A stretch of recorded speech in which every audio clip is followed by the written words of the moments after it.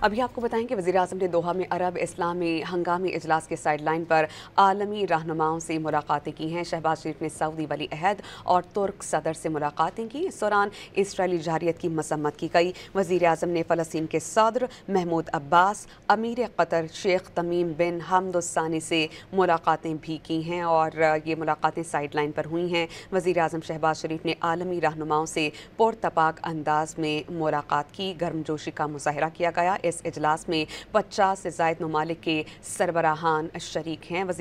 وزیر اعظم نے فلسطینی اور تاجکستان کے صدور سے بھی ملاقاتیں کی ہیں۔